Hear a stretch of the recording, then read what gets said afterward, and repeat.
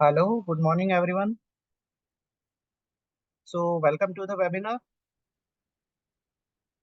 The topic of the webinar is to study in South Asian and Gulf countries. So, we have Mr. Angad Singh Chopra, who is an Ivy League admissions consultant with a proven track record of helping over 3,000 students gain admission to top universities, including Harvard, Yale, Princeton, Oxford, Cambridge, Columbia, UC Berkeley, CMU, and more.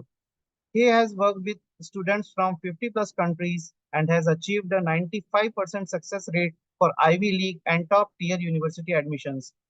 Angad sir has been associated with a prestigious research institutions such as Yale University, Einstein Medical School, and Carnegie Mellon University, where he contributed to advanced research in AI, bioinformatics, and medical imaging. His expertise in academic admissions and research provides a student with a comprehensive strategy for gaining admission to elite institutions worldwide. So over to you, Angad sir, and welcome to the webinar. Thanks a lot, sir. A very good morning, guys. I hope you all are doing well. And definitely, this morning is filled with some great insights. So, as sir already given a brief introduction about myself, I just give you a small insight what will be uh, basically what this session be all about.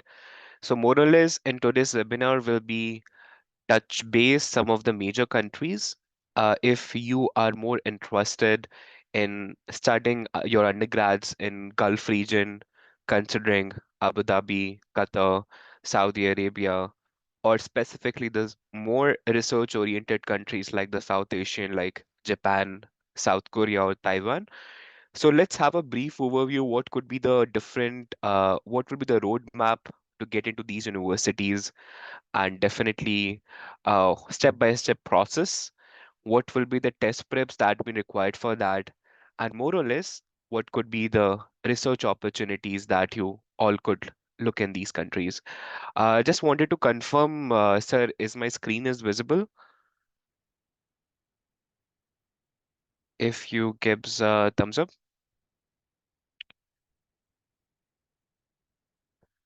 perfect. That's great. All right, so let's start, guys, with the today's webinar, or I could say an insightful session. For the first 40-45 minutes, I'll just give you a very general insights over these countries, over different programs, how you could touch base some of the research opportunities in these countries, and definitely for your specific majors, what country you need to target in, irrespective or other than US, UK, or might be Australia, that definitely most of you are already targeting in.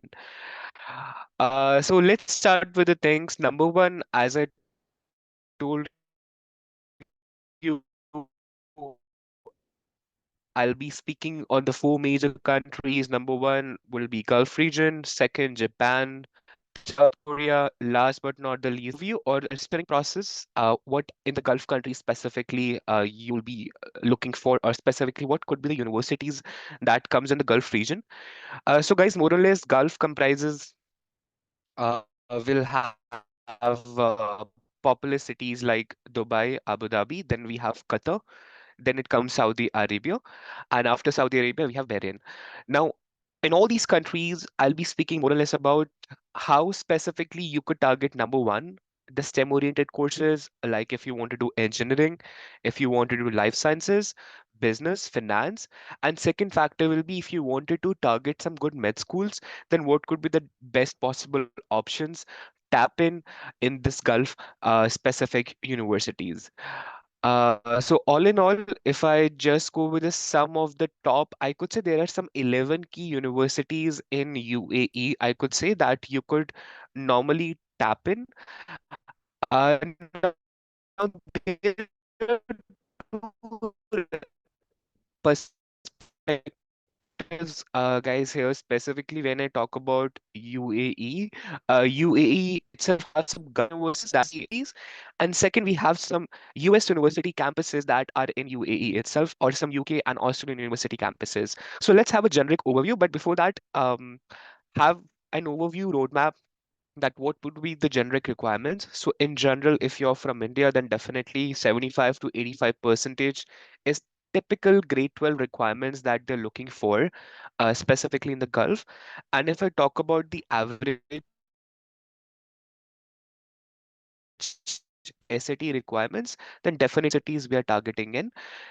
So let's have an overview like what are the different universities.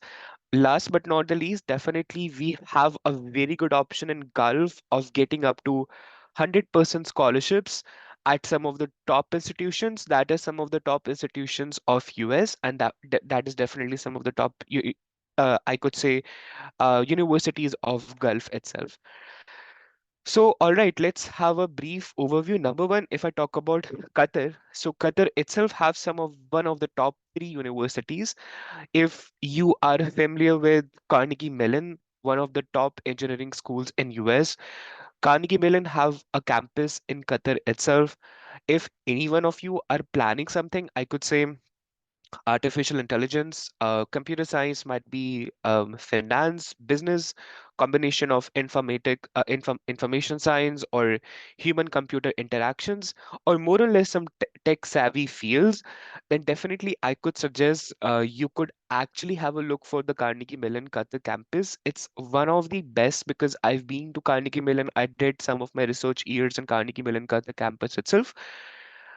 Secondly, the best part being, or if I talk more and less about the requirements perspective of CMU Qatar, then it has an average baseline score of something 1500 to 1540 that they what ask for. That is definitely same for some of the good universities for the US itself.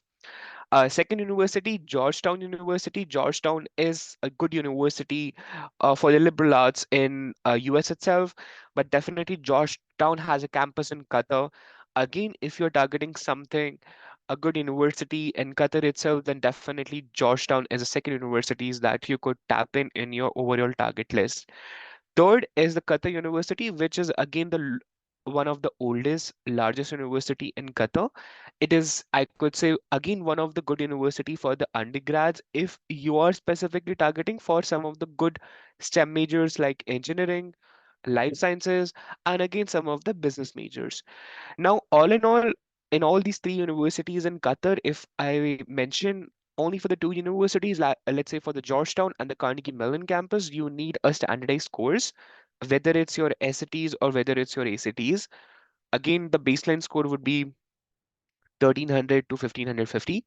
And for the Qatar University, that is the own universities of the Qatar itself, you don't require any specific scores for that. So that's bit about the Qatar. Now let's talk about the second university, or basically, it's one of the famous university that is KSU, King Saud University. It's one of the famous universities for the Saudi Arabia. Again, it is only famous for some of the top medical programs. If any one of you might be targeting some of the good med universities or med schools in Gulf, then I'll be speaking more about that in like the second part of the session. But definitely, KSU is one of the top med schools. Again, if I talk more or less about the certain general requirements, then it requires you should have a minimum requirement of 90 to 95 percentage in your grade 12, and definitely you need to pass the KSU their own internal exam that you need to give in. Thirdly, you need to clear the NEET. You could have a clearance exam, I could say marks in your NEET itself, so that you could apply to any of the good Gulf, I could say, medical universities.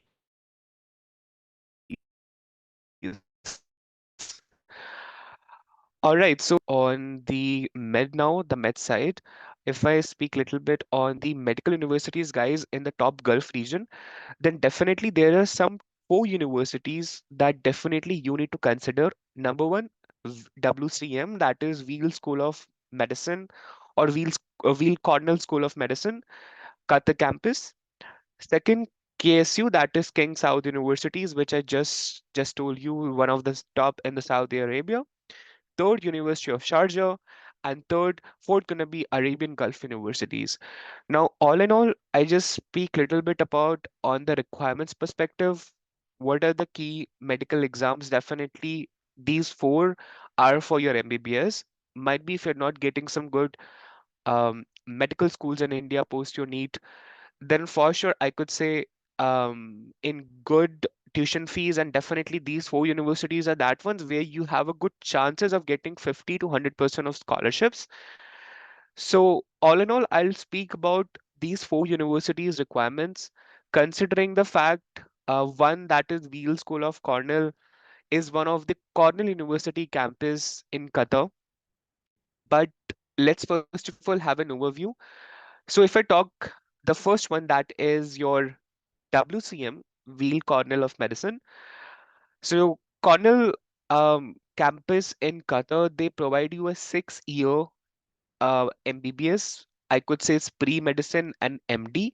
So more or less in 6 years, you'll be completing the medicine that takes 9 to 10 years to complete the same medicine in the US campus itself. That is one of the best, I could say, the aspect of WCM, Qatar campus.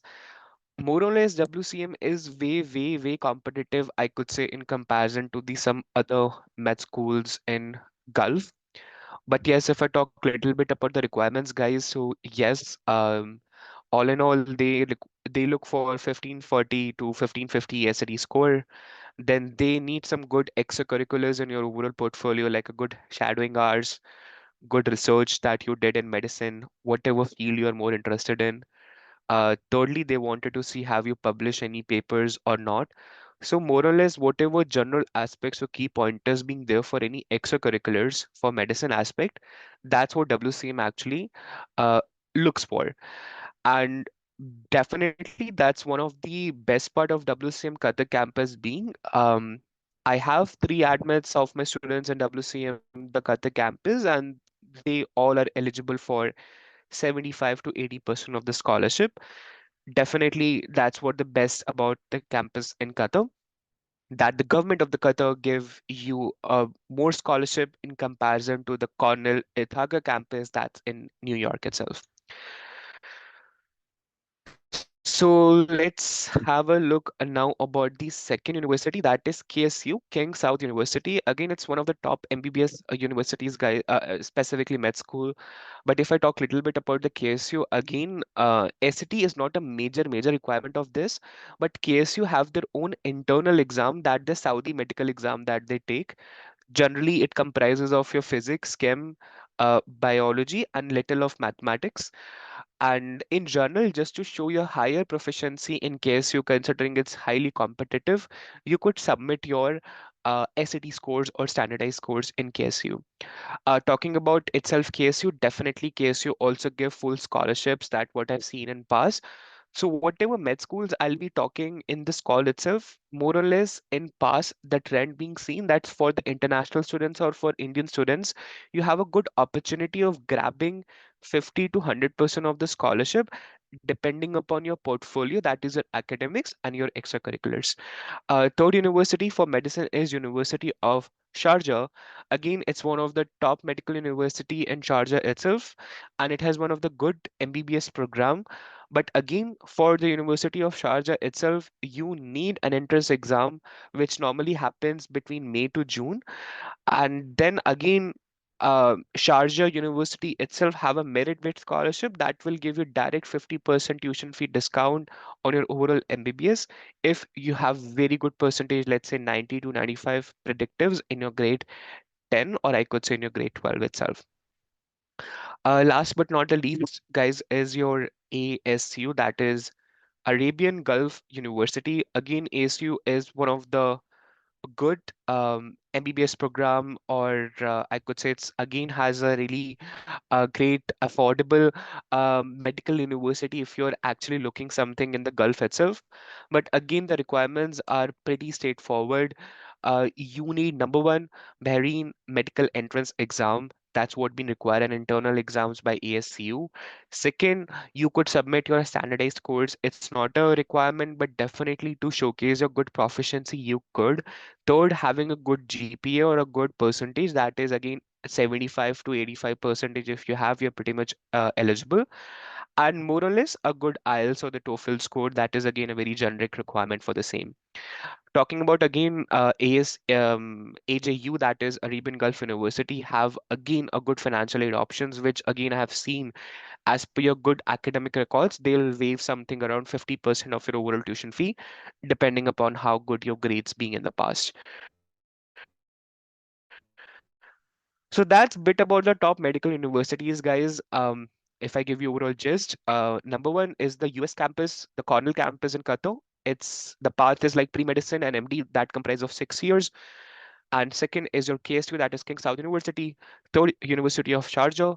Last but not the least is Arabian Gulf University. So for last three, you need to have, I could say, a specific entrance exam by the university itself. Pattern is almost the same. Whatever, as per the Indian standards, you guys are giving the exam, the basics of physics, chem, biology is a basic requirement, but definitely in this exam, an additional thing is there, that is mathematics and aptitude, which will be added into all these three universities, I could say, in-house exams. Perfect. So that's about the more or less about the Gulf region. As I talk about again, Gulf has a lot of universities, guys. One being Carnegie Mellon, Cornell. These are the U.S. campus. Then University of Wollongong, that is the Australian campuses. Australian campus in Dubai. Then University of Birmingham, that is the UK campus, again in Dubai itself. So these are some of the top, I could say, Gulf University international campuses, which I feel if you don't want to go to UK, if you don't want to go to Australia, you don't want to go to, I could say, US, you could get the same quality of research, same quality of education in the Gulf region itself. Again, in the less cost that you'll be shelling in these different high paying countries, I could say. So that's a bit about the Gulf, but yes, list is endless. I mean, there are a lot of good universities. One is KAUST, KAUST, that is again a good university, and that is King Abdullah Science and Technology one. But again, this list is endless. If you feel that you wanted to have a discussion on the Gulf, you could have a call with me.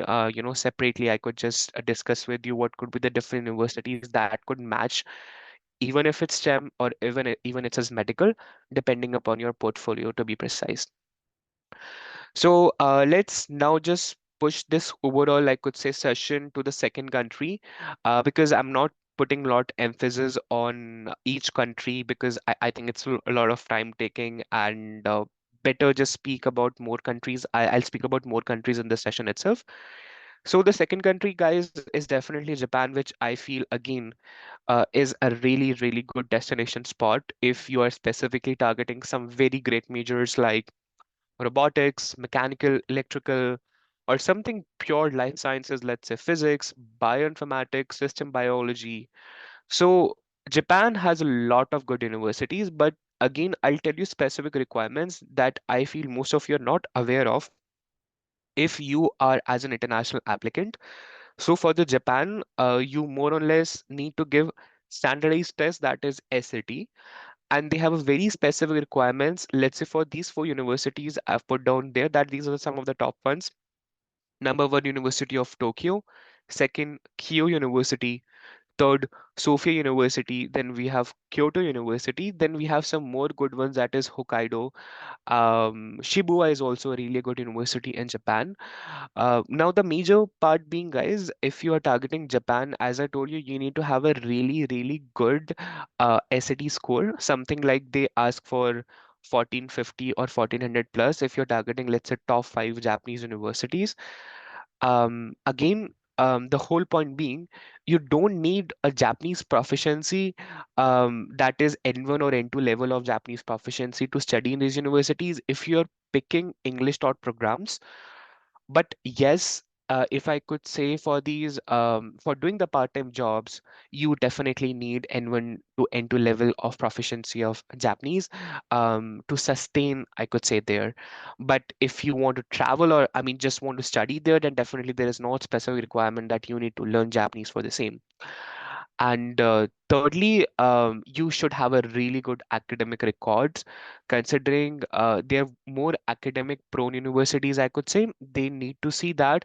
how good your mathematics scores being in last 2 to 3 years. Specifically, I talk about Tokyo and Kyoto. You should have a consistent, I could say, 95 marks something in maths, or let's say A plus grade. If you're targeting some very top STEM majors in Tokyo or Kyoto itself. And thirdly, they wanted to see your overall, I could say, extracurriculars thing. So Tokyo and Kyoto is very focused in your research portfolio, that how good research you did in the past, or how much motivated you are for your specific major. So take an example, if you're more interested into computer science, then I better suggest try to have something in your portfolio that you could showcase your good proficiency in artificial intelligence, machine learning, deep learning. If you have like interest in mechanical, try to show your interest in some of the good CADing tools, good CAD softwares, or might be again same, if you have a really good or keen interest in robotics, then definitely you should have some good projects that could showcase your proficiency or your motivation for these specific universities itself. So I think I talked more or less about but let's go one by one. University of Tokyo is definitely one of the top ones. But again, there is one factor, guys. If you are actually targeting any STEM majors, there is no specific entrance required. But yes, you will be going through a process of interview um, by professor from University of Tokyo if you get accepted to your program. That is a second process. And if you are specifically aligned towards, I could say, any major, let's say, environmental science, then you need to have an additional mathematics here. For that, University of Tokyo asks you to give a separate exam. Only for that major, that is for environmental sciences, you need to give a specific exam for the University of Tokyo. Rest, you don't have any specific exam requirement for Tokyo itself. And that's the same for Kyo. Kyo is not mostly known for, I could say, the STEM majors, but definitely it is really good for your liberal arts, business, or finance majors if someone is targeting in that area. Fourth, definitely is the Sophia University. And last but not the least is the Kyoto one. Again, Kyoto is a really good research-oriented university. I did my 5 months of research in Kyoto itself, and I could suggest you, like, if you are really motivated towards research in very good STEM majors, then definitely Kyoto could be a really good spot for you. Again, I could say Kyoto and Tokyo is in comparison to the Ivy League segment of the US university spectrum. So that's more or less, I could say, whosoever, or basically these are the universities, the top ones for the Japan. But yes, this list is endless, guys. I mean, definitely we have a very good universities in Japan. As I told you, Shibuya is a really good one. Then we have University of Hokkaido, and this list depends upon your target area of interest and depend upon your portfolio, that whatever good portfolio you have. But again, giving you just a glimpse of all overall this, I just give you all the four factor authentication thing. Number one, have a really good SAT score for Japan. Second, have a really good percentage. I mean to say, if you have a 80 plus percentage in grade 11 and 12, you're pretty much eligible for some of the top universities in Japan. Um, Thirdly, you should have a really good profile. Profile, I mean to say, definitely as Japanese universities are more research oriented, they wanted to see a motivation for your major. That is one of the thing. And definitely for the English taught programs, they wanted to see a great English level of proficiency. English level of proficiency could be shown with the help of your SAT English scores that they normally ask for 760 to 780 as a base requirement. What I have seen in Tokyo, Kyoto, and Hokkaido. But for sure, if you don't have that much requirements of your SAT English scores, you could show your proficiency with the help of English proficiency test, that is either with the help of TOEFL or either with the help of, I could say, IELTS. All right, so let's dive in about the scholarships, because I think that is one of the major factor to study in Japan. Considering the fact Japan is a really good research country. Second, Japan is more cheaper in comparison to some of the top destinations, I could say US and UK. Thirdly, there are certain scholarship that will give you 100% of the fee waiver. depending upon your profile and depending upon some scholarship have certain exams. So number one is a very famous exam, guys. That is MEC scholarship. So I'll just show you, might be on Google itself. But again, for those who are in grade 12, the MEC scholarship deadline is over. But MEX is a common scholarship by Japanese embassy that gives option actually, or that covers your overall tuition fee, your travel, your living expenses, and everything. Just I'm sharing you the link. I think in your chat, you could just have a look over this link, might be for your reference. But yes, MEX is one of the scholarship which actually, as well as for your PG level, after your exam being done, there is a specific interview phase that comes into the picture. They'll evaluate your profile on the basis of grade 12 scores. Post that, you have an interview. Once that being done, then you'll be eligible for the MEC scholarship. Now, MEX is only specific for Japan if you're applying, let's say, for UG itself. First part being your number one, your fees will be exempted. If you will see here, your education fee will be exempted. Second, you'll be getting an allowance of 117,000 yen, that is approximately 68,000 per month. Thirdly, your all travel, that is flights to and fro to Japan, is fully covered in the MEC scholarship. So again, my personal suggestion, if you are specifically targeting Japan in this case, you should have a look over the MEC scholarship and definitely try to prepare for this exam, considering this exam is pretty, I'll not say it's very hard, but it's more quantitative based. They actually test a lot of things, your level of proficiency in English, level of proficiency in mathematics, and definitely they check some of your science, basic science skills also, that is physics, chem, biology. That what MEX is all about. So again, those who are in grade 11, for grade 12, I think for even for the grade 12, MEX is still open. You could have a look over that. Um, if you are actually targeting, let's say, for 2026 cohort. So have a look, register for that, and post that. I mean, if you need any specific guidance for the MEX, you could let me know, because I have certainly a great MEX scholars from past 2 to 3 years. All right, so talking about, guys, the second scholarship is the JASO scholarship. Again, it's a really top scholarship in Japan. JASO is pretty, I could say, competitive. But yes, normally JASO covers 65,000 yen support on a monthly basis to study in Japan, which is again a really good amount. I could say that will cover all your tuition fee expenses and even your living expenses with the help of JASO itself. Thirdly, there are a lot of university specific college scholarship. Let's say Kyo, even University of Tokyo has a global scholarship that give you an option of 70 to 80% fee waiver. That again depends upon your academic, I could say, your transcripts that you're submitting in, or depending upon your overall SAT score. Because again, I'm putting more emphasis on SAT just because Tokyo, Kyoto, Hokkaido, they look a really good SAT math score that is 780 to 790. That's what I've observed in the past. So if you have a really good SAT score, I feel so, then you have a really good chances of in-house university scholarship that is from Kyoto, Tokyo, and even from the Hokkaido itself.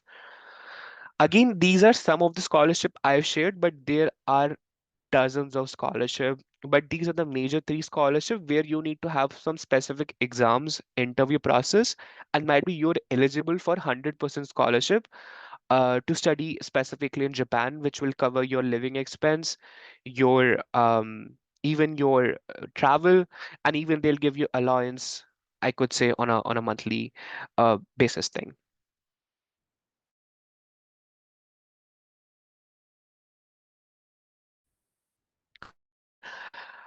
So because I think now there are two countries that's left, South Korea and Taiwan. I just wanted to ask, does anyone have any doubts?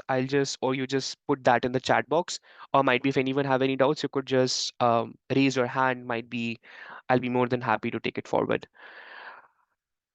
Yes, Rishang, just let me see if I'll able to mute yourself.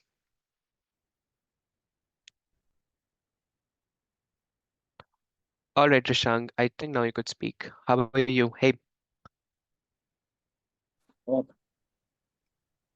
Hi, Rishank, could you hear me? Yes, sir. Yeah, hi, how are you? I'm fine, sir. Great. Sir, please, Tell me, sir, please Rishank. tell, sir, please tell me about a UK CAT exam, sir. UCAT? Yes, sir. UCAT, Rishank, is specifically for medical school in UK that you need to apply. Actually, I think registrations are already open. But yeah, if you want to apply to some of the top medical schools or even for any medical school in UK, then definitely you need to apply for UCAT. UCAT has in general four sections. Number one, your quantitative, verbal, situational, judgmental, and decision making, which is not your maths or I could say science that you are studying in your grade 11 and 12. So it's Yes. pretty opposite of that. So that's what UCAT is all about. Anything And else you sir, need which and specific? sir, which exam is similar to NEET exam, sir? India NEET exam To be in honest, for foreign. medical school, very less. I could see countries will have similar exam to NEET. Reason being because they don't want to judge you on the basis of your scientific skills. Rather, they want to judge you on the basis of your aptitude skills. So that's a major issue. But I feel if you prepared for the NEET, UCAT will be a cakewalk for you. Sir, NEET student can crack UK CAT. Oh, definitely, for sure they could. And But sir, other remember, scholarship exam. UCAT is not a scholarship exam. This is an entry requirement exam for any, I could say, medical university in UK. Like if you're targeting King's College of London, if you're targeting Yes. University of Birmingham, if you're targeting University of St Andrews, or I could say if you're targeting University of Sir, Edinburgh. So for sir, that, yeah. sir, these universities are better than India AIMS Delhi. For sure. Yeah, their rankings are even more higher. But yeah, AIMS Delhi is best, I could say. But yes, I could say cracking these universities are more easier in comparison to the AIMS Delhi. Yes. Sir, but the ranking of King College London is in top 100 and AIMS Delhi is 127 rank. That's what I'm saying. Even there are some universities that in US, like Johns Hopkins and all, they comes in the top 50 Yes. segment. Even Yes, sir. some of the medical schools not comes in the top 100. That's what I'm saying. Cracking the Johns Hopkins might be is more easier than cracking might be AIMS Delhi in that case. So this is, but again, here in India, they focus more on one specific exam. But specifically, if I say for UK or US, your exam requirements, even your portfolio requirements changes a lot then. And sir, tell me about all the scholarships exam for medical MBBS program. I think Rishak might be we could connect little later after this session, but yes, you asked me for the UCAT, so I thought better to give you little guidance over the same Thank you, sir. anytime. All right, so hi Daksh, tell me hi, how are you?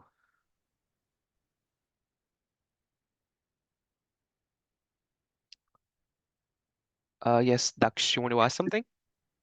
Yes, sir. I wanted to ask, I have heard that all the Japanese universities require us to give EJU exam for international undergraduate admissions. Do we have to give that or the SAT is enough? Daksh, EGU is specifically for the Japanese taught programs, which I don't suggest actually to go for the Japanese taught in this case, considering it will be a little challenging for you. Because I have seen getting a Japanese level proficiency, you need to have 1 or 2 years that you need to learn that. So again, English taught are very limited. I'll not say you have a lot of English taught programs there, but yes, if you're going through the path of English taught, then all the international applicants they need to submit their SAT scores for the same. Sir, I'm sorry, I couldn't hear. Repeat kar doge ek baar, please. Yes, Daksh. So what I was saying, specifically, EJU is mo more or less for your Japanese taught programs. And if you are actually targeting the English taught programs, which are again very less in Japan, any international applicant need to submit their standardized scores because those who are admission officers in Japan in these universities, they wanted to see your good mathematics and English scores, which could be shown with the help of only SAT itself. That's the whole point being. Okay, sir, thank you. Anytime. I'll just take one more query, then post that we'll just start, with the South Korea and the Taiwan discussion then. Yes, Aris, how are you? Hello, good afternoon. Good afternoon. Yeah, I'm the parent of Aris. Actually, I just want to know the name of universities for undergrad engineering courses in Gulf countries. Definitely. So, ma'am, I just told you there are two segments. Number one, you could target the Gulf universities itself. Second, there are Yeah, US or UK universities that have their campuses in Gulf. So, if you're yes. targeting the best one, I could say, then definitely Carnegie Mellon Qatar campus is one of the best for the engineering, Okay. more or less Hmm. for AI, computer science, or even you're targeting information science. Okay. Second, you could target KAUS, that is King Abdullah University of Science and Technology. Third, Okay. you I could guess target, that has only the PG program. KAUST has the undergraduate course also. they have only one undergrad course. I'll share you the link for that, or maybe Okay. you could connect me Okay. with post the session. Even Okay. University of Birmingham and University of Wollongong, these are pretty decent ones, I could say. And Okay. thirdly, the NYU have their campus in Abu Dhabi itself. Abu Dhabi, yeah. That is Hmm. also a pretty decent one. But Okay. if you ask my suggestion, then definitely specifically for the computer science majors, CMU has a really good rigorous program in comparison to Okay. these universities I have mentioned. Okay. Fine. Fine, sir. I'll get in touch with you again for a detailed Definitely, discussion on this. definitely for Thank you sure. so Yeah, much, sir. anytime. All right, so guys, now I'll just wrap up the things for the last one, that is South Korea. And in last, I'll be speaking again as I talk more or less about certain universities in this session. Now, the thing is that comes about the profile building, how we could create the profile for South Korea, how we could create the profile for Japan, how we could create the profile for Gulf. So I'll be telling you certain high school research internships that you could actually tap in these countries, which will be useful for you. I could say for your overall portfolio might be. So let's have a look over the again the South Korea. Again, so as I talk about the Japan, South Korea doesn't have any specific requirement that you need to submit your standardized course. So again, I think one student was asking me that we need to give an exam for the Japan. Same thing, we have a same for the South Korea, but that is only for the language programs that you need to actually study there. That means if you want to study in South Korean, then only you need to give the specific exam. If you want to study the English short programs, they only wanted to see your English level proficiency. But again, I'm mentioning a second time, English taught programs are just 20%, 80% are again South Korean or Japanese programs in these countries. So the top ones definitely, I'm just talking as per the I could say the rankings on the research perspective. So you have some better idea, then we could have a discussion on that. Number one is SNU, that is Seoul National University. Again, Seoul, KIST, and Yonsei is the top three segment, which are very competitive in terms of your grading and your portfolio thing. So I suggest whenever you're applying for all these three, you better try to submit your mathematics score of your SAT if you have a really good score. And I mean, if you're applying for your US application itself, because again, as they're research oriented, so they wanted to see more about your good quantitative background in the past. So again, I'm hoping so. This is a very famous university in the Korea, that is KIST, and it is famous for the STEM programs. And but yes, as I'm saying, it has a very rigorous academic requirements, transcripts, and definitely they wanted to see a motivation for these programs itself. Then third one is the Yonsei. Fourth one is the Postec, and last but not the least in Hanyang. So again, this universities, guys, will varies on lot of factors depending upon your area of interest, or I could say depending upon what you wanted to target in. But let's have a overview about certain scholarships that what South Korea is famous for, similar to the Japan, what I mentioned just few minutes back. So there are certainly four good scholarship. Let's have an overview one by one. Number one is GPA. GKS, that is Global Korea Scholarship. Again, it will offers you a full tuition coverage to study in South Korea. But again, whatever scholarship next 2 or 3 I'll be speaking here, they have like a bond structure from the Indian government that you will be eligible for the scholarship. You get your full tuition coverage, you'll get your living stipend and airfare. But major point being, post your undergrads, you need to come back to India. That's like a bond you need to sign in. So definitely the first one is JKS, that is Global Korea Scholarship. Then the second one is KAIS. Definitely KAIS is one of the top university in South Korea. Again, they have their own in-house scholarship, that is KAIS International Student Scholarship. Talking about the third one is a POSTEC. POSTEC is again have a global scholarship, but again for the POSTEC itself, you need to sign a bond that you need to come back to India post your completion of your undergrads. So that's the on-site global scholarship, which again covers the full tuition fee. But here for the on-site one, there is no specific bond structure that will be required that you need to come back to India. So these are the four scholarship, but again, there are more than 10 to 12 scholarship to get 100% or 50% waiver. But yes, again, I'm putting emphasis there for some of the scholarship which Indian government actually provide, or that is from India might be, or even from the South Korea itself. They required a specific bond structure from the Indian government itself. So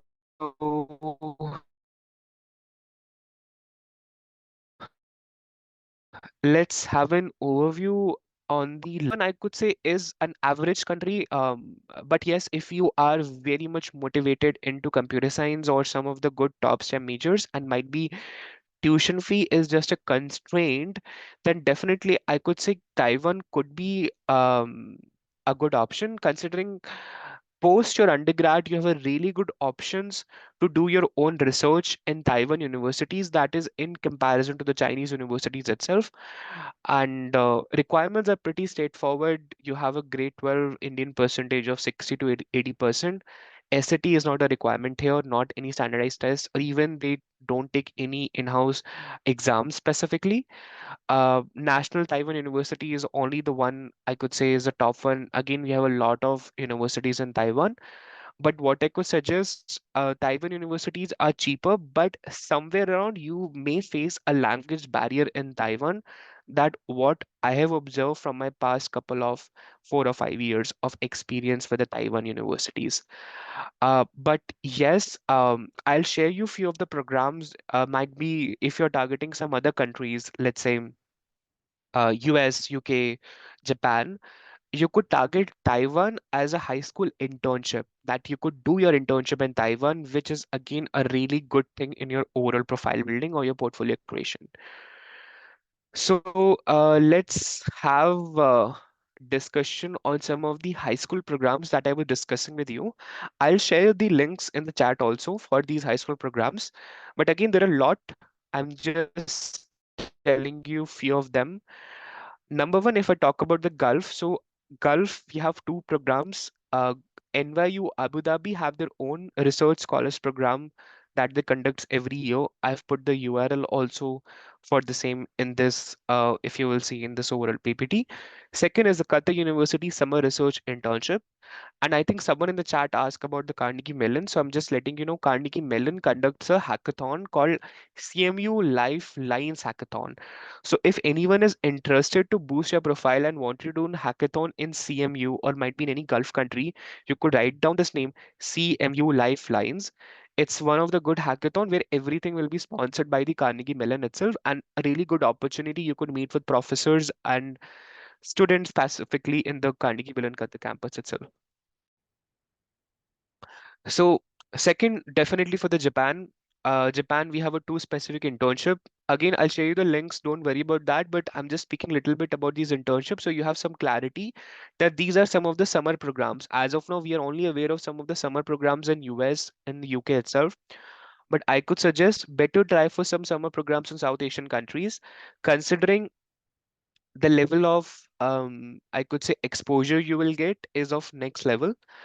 So one is Riken internship. Riken is more or less for the research projects. If you're looking something in biology, physics, and chem, um, And again, it's the top research institute. Riken is one of the top research institute in Japan. Second is a University of Tokyo internship. I'll share you the link for the University of Tokyo internship, but they conduct an every year summer internship for the high schoolers who are from grade 9 to grade 12 itself. And let's talk about the third one, that is for the South Korea, I think. Yeah, South Korea, as I mentioned, KIST University is one of the top South Korean universities. So KIST have itself, they have their own research program that is called KIST High School Summer Research Program. Duration is again 4 to 6 weeks, and definitely this is mostly a research oriented program if you're more into the fields like science and engineering or precisely in the STEM majors. So that's about that. And for the Taiwan, I'll just share you a program, might be in a chat. Just give me 1 second. Is deep. Let me share my screen and might be I could share you from here if that is all right. So Taiwan conducts a Taiwan Experience Education Research Program where you have an option in deep to align with a professor um, in the undergrads and even in the postgrads level. So might be I'll share you the link of the TEEP in the chat. You need to go to find your program in the TEEP. Let's say I'll go to engineering here. You'll able to see some of the open internship programs that you could apply with some of the universities and in some of the different locations. Again, there is a note, some of the programs require you to have a undergraduation, like you complete your undergrads or you should be in your undergraduation. But again, some of the programs don't have any requirements. You could still apply if you're in a high schooler. So if I open to any of the program in TEET, let's take an example, you could see they have put their eligibility here. Let's take an example for this research, they need to require a PhD students. But if I let's say open any other program, let's say AI chip design might be, then their requirements might be get changed. They don't have any other requirements. Some even have some requirements for the high schoolers. So you could explore the team that is Taiwan Experience Education Program. Here you will able to see lot of categories depending upon your target major and try to look the programs that you are eligible at high school level. Hardly 20 or 15% programs will be there which you could apply as a high schooler, but definitely I'm not saying that in the high schooler you can't apply for these programs. So that's bit about the high school, I could say, internships that you could apply. Number one, South Korea, I just told you. Then let me just pick in for the Taiwan again. So apart from the TEEP, there is another program for the Taiwan that is NTU, that is National Taiwan University. They conduct itself their own program that is NTU research internship. Again, you could actually search it on a Google, NTU High School Summer Internship. You will easily get the link for that. But as I'm mentioning, I'll share you all these links post once I complete this oral session itself. Again, this NTU National Taiwan University High School Internship is 6 to 8 weeks. As I showed you for the TEEP, same structure will be there for the National Taiwan University. You'll be aligned with the professors from NTU itself, where you'll be working with them on any research project for 6 to 8 weeks itself. So that's bit about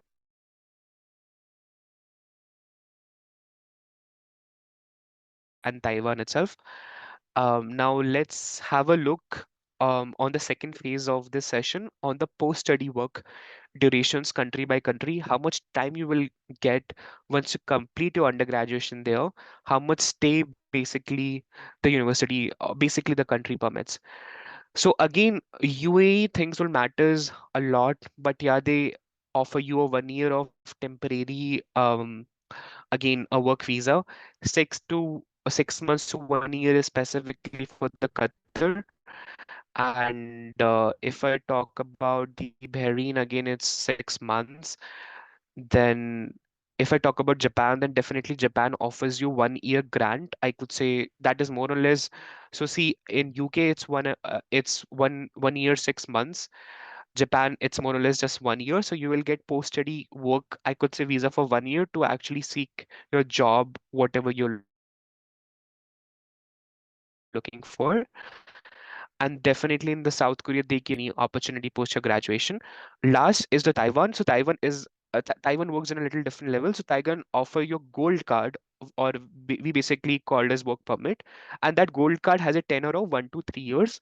That depends upon lot of factors depending upon what major you did. Either it's engineering, either it's life sciences. If it's life sciences, then it's 1 year, and if you did engineering, that is 2 to 3 years in Taiwan itself.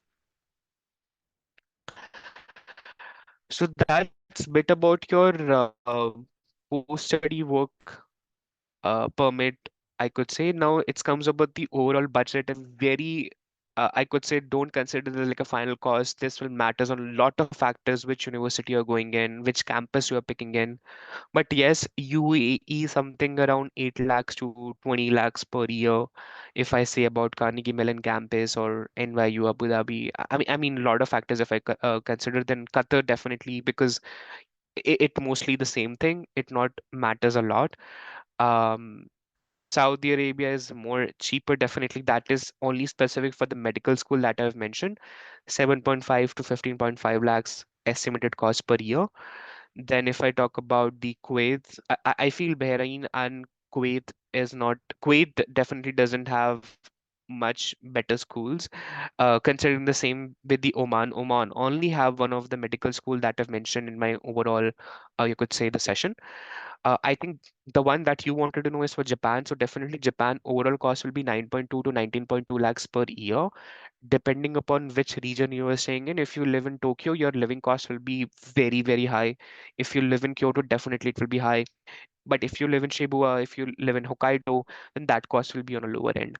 So that's why this bracket gonna vary from 9.2 to 19.2 lakhs, considering you don't get any scholarship that is mixed or JASO, whatever I have discussed in this call itself. South Korea, again, it's same like Japan. It's 8 to 17.8, but that gonna varies on a lot of factors. Which university, the top two that I've mentioned, KAIST and all these ones, this is on a higher end. But yes, rest like Yonsei and all, that will cost you 8 to 10 lakhs depending upon different factors. Taiwan is more cheaper as what I mentioned earlier also. 14 is a very higher bracket, but definitely that's not going to be the cost. Each year cost will be even less than 6 lakhs, what I could suggest. But this is exclusive of your living expenses also. So every year, what I could feel, 4.5 lakhs, you could easily study in Taiwan. That will be for 1 year cost, inclusive of your living expenses. So yeah, that's all about all these countries. I feel so you get some good insights how to target these countries, what are the requirements, or what could be the exams that you need to take in. Now let's have a brief Q&A session. Whatever doubts you have might be from here. I'll be more than happy to take it forward. So, all right. So if you have any doubts, might be you could raise your hands and I'll unmute yourself then.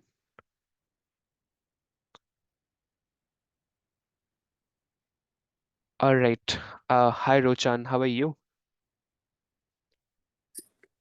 Hello, good afternoon, sir. Good afternoon. Sir, I am mother of Rochan speaking. Hi. Hi, sir. Sir, my child want to do medicine in abroad. Okay. What is the program period? All those we want, sir. You have just explained about the universities. How will the program period, sir? Definitely, these are 5.5 to 6 years of MBBS. That is more or less the same. If I talk about the Cornell campus, that is Real School of Cornell, that is 6 years. Your pre-medicine and MD combined Mm, in that. mm, But again, in this session, I oriented only for the Gulf medicine, mm, and I told you for the US program campus in the Gulf, that is Cornell University one. But if you're targeting UK, then the mm, overall process and everything will be different. For that, you need to give UCAT, and mm. definitely, I could We say want in US, sir. you want in USA. USA, sir. Yes, sir. So USA things will be little different, ma'am. Mm, First, you need to give pre-medicine, that is 4 years again. Again, that For means that a one basic. specific universities, sir. You have any specific universities for that one? So what I We know suggest, yeah, for we want the details, sir. Please send to our profile personally, sir. definitely, I think post Mm, the session we could connect and then we'll have a discussion on that. mm, But I'll suggest you some BS plus MD universities mm, where in the US you could complete in 6 or 7 years, okay, sir. anytime. Thank you, sir. Yes, hi Mangesh. Let me just unmute yourself. Yeah, sir. Um, Actually, my son is in 12th in Allen, Mm-hmm. and we are targeting PG abroad. So, Okay. actually, after seeing this invitation for UG also, so I'm just thinking whether to go for UG or PG. And he's targeting CS, BTech, and masters in CS. So, uh, what opportunities will be there if we go for UG only at UG stage itself? And what is the placement So Mr. maybe at Mangesh, yeah, in yeah. Saudis and UAEs? So Mr. Mangesh, considering as of now, if I talk about the overall market analysis, job market is little down in US and even in UK specifically for the entry level IT jobs. Um, Again, for your first question, my personal suggestion at any student is that you better try to do your undergrads from any good country. Let's say if you're targeting US, reason being because undergrad level they give more preference to the PG candidates because you spend more time in that country. Secondly, you ask what are the opportunities for the jobs, then I could say Gulf has a very high opportunities, or what I have personally observed in cybersec, even in AI, for the overall job opportunities perspective in Dubai, Abu Dhabi region, in comparison, what the job scenario is currently going in US might be that would be remain same for the next 1 or 2 years. So I hope that answers your question. Thank you, sir. Anytime. Um, yes, hi Arjun. How are you? Yeah, hi. Uh, actually, I'm Alpna. So my kid name is Arjun, and he's in 10th, Okay. and he's preparing for IIT on engineering exams from LN Mm-hmm. only. So I Mm-hmm. just would like to understand, like, as we have heard from people nowadays, that doing engineering, especially from these prestigious institutes, nowadays has become a little competitive. Actually, not little, it's very competitive. So that's the reason people are moving to undergrad out of India, or because what I've heard is that building your profile for these universities, especially in US or in Europe countries, is totally different direction from what the kids are doing for, like, for preparing for IIT, right? Exactly. So, like, S would the kid be able to concentrate on these two different parts? Like, I believe that these are the two different parts, right? Exactly, ma'am, there are two different parts. So just wanted to answer you that this is how the time management comes into the picture. I have a lot of students who Mm-hmm. prepare for the IIT and even they crack some of the good US universities. I have a Okay. lot of my students who get into Ivy Leagues for the same. But Okay. again, as my personal suggestion is that profile building we never need to do for getting into the university. Profile building Okay. means you are actually learning because what I feel once we enter into the university and then we start doing the programming and all these stuff, I Mm-hmm. generally feel that will be very late or might be will be little late in that race because most 70-80% of the students already did all these things in their high school itself. So, Okay. profile Okay. building is a process that will not only help you to crack the good university, but after all, it make, I mean, you as a good candidate, even if we enter into any of the good Indian university itself. Like I have a student actually, he did the overall profile building in grade 11 and 12, then he been into IIT Madras for metallurgy. But Okay. again, the point being that aspects or those things he learned in grade 11 and 12, he learned machine learning, deep learning with me, then even data Mm-hmm. science, he did the projects. Mm-hmm. Now, that thing he don't need to learn in his first or second year. So he is ahead in that race now. Oh, I mean, he could apply for the internship in the first and the second year itself, whereas other students will apply in third or the fourth year. Yeah, So that's the difference. but as I understand already, the kids are under pressure preparing for cracking this IIT exam. So there's too much to do in that path already. So you mean to say that they should also, like, you mean to say the profile building is that they should also concentrate on other, like, what I've heard from applying in universities outside in Ivy League universities, they need to concentrate on, I think, some extracurricular activities as well, along with. Exactly. So would they really get time for it? Like 11, 12 is already. So I suggest, ma'am, 5 days you give to your JE prep, and 2 days, that is a Saturday and Sunday, give some 3 to 4 hours of Saturday and Sunday weekends in the profile Okay. building task. If you are giving 3 to even 2 hours on a weekends, that is more Hmm. than enough. More than Two, enough. Okay. exactly. You will cover Okay. lot of things in that, but that consistency needs to be there then.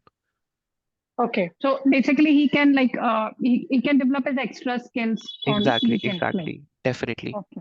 Okay. So I think in that way he would be able to concentrate on more directions. Right, both the things, or he could target in the same way. 5 days he could study for JE, and then weekends he Hmm. could work on Hmm. the extracurriculars part then. Okay. Okay. Got it. All Thank right, you. anytime. All right, hi Mangesh, how are you?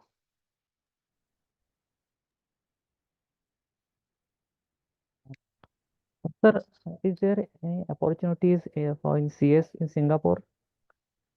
Definitely, it's NTU and NUS are the two universities, the top ones, that you could apply. But Singapore universities, again, in comparison of an analysis I give you, they are more academic rigorous.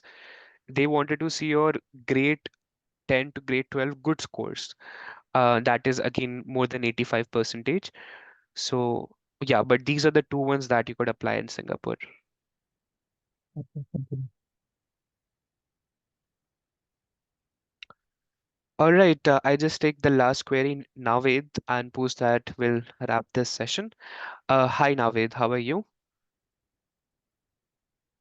Hello, sir. Hi. Sir, I want to ask that I'm currently studying in class 12th and preparing for JE as well. Okay. So if I had to go abroad for my UG, so when will I have to give the SAT exam? When you need to give your SAT exam, that's your question. आता पुण्यातला एक कुठला आहे माहिती नाही यार. एक-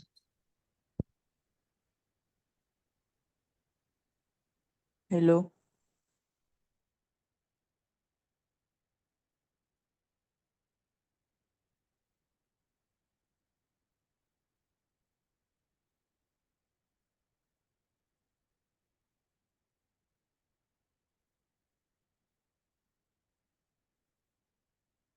Hello.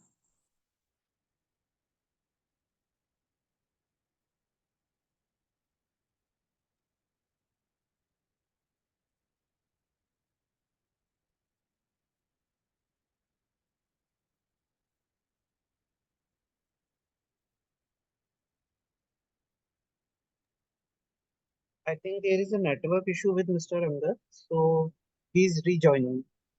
So please wait. Okay.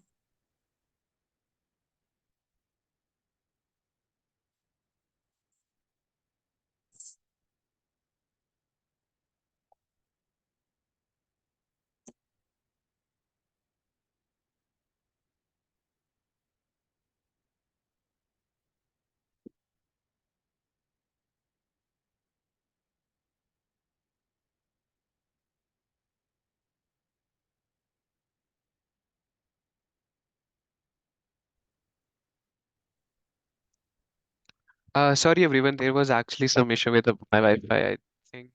Yeah, Navid, Naved, you can continue with your query. Okay. Yes, sir. As I asking for the SAT examination. yes, what specifically you were asking for the SAT? Could you just tell me that?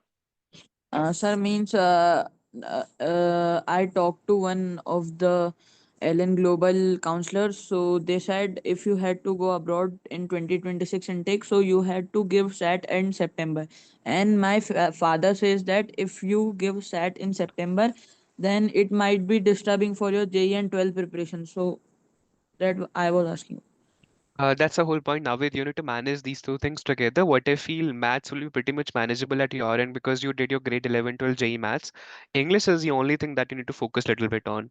And believe me, if you invest 1 month or let's say 1.5 months in that, then definitely in the first attempt itself you will see a great score that you could submit your applications. Okay, sir. As I was seeing in for UAE, sir, if my JE advance is clear or something like that, I am taking a plan B as for going abroad.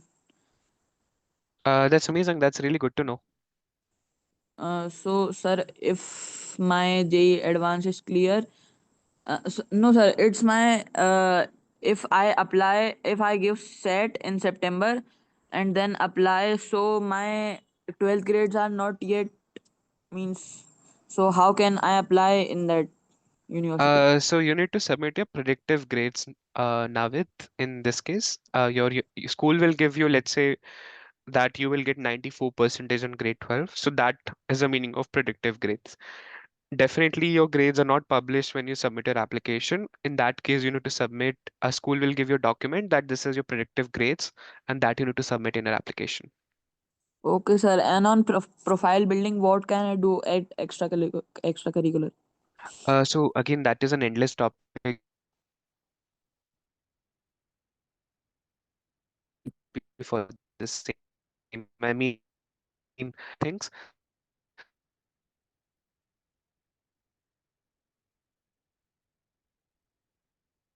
Sir, your voice is gone. I hope so. That's clear. No, sir, your voice was gone.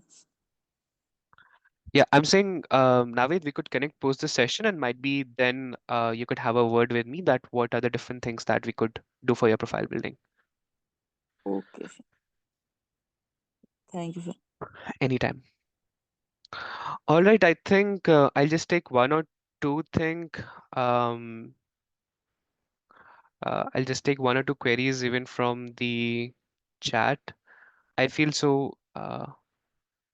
So Aditya, again, there is no best country, but yeah, for the scholarship, whatever countries we have discussed in today's call, definitely you could consider that ones if you're looking for some good scholarship and your budget for any country is might be little less. If anyone have any other doubt, you could actually just last query I'll take. If anyone have any doubt, you could raise your hand and might be I'll take it forward. If not, then we'll wrap up this session then. Sir, I think we have more 7 to 8 queries more. So students, what you can do, you can connect with the Angad sir on the number we have shared in the chat. So if you have any query, you can just call us and take the time. So Angad sir, if you want to take more queries, or we can wrap up the session. I think I need to join some another call, and I think it's so far so good. I hope so. Most of the queries being cleared in the session, but if you have any specific queries, some specific doubts, you could reach out on the number in the chat, and might we will have a discussion post this call then.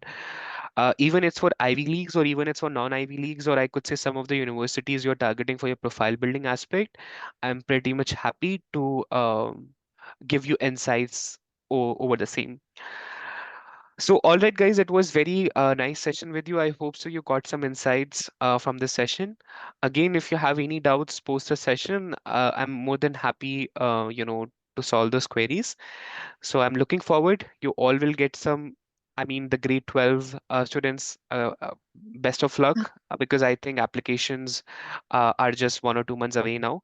So hope for the best. Whatever dream universities you're targeting, you will get into that universities. So have a great day, guys. Take care. Bye bye. Rochan, RG, Shaikh, Zeba, and Adnan, if you have any query, you can just call on the number mentioned in the chat. So, and take the time of Angad sir if you want to do a one-on-one counseling. Definitely, definitely. Thank you so much Anytime, for the anytime. session. Have a Valuable information. yes. All right. Bye. Okay, bye, sir.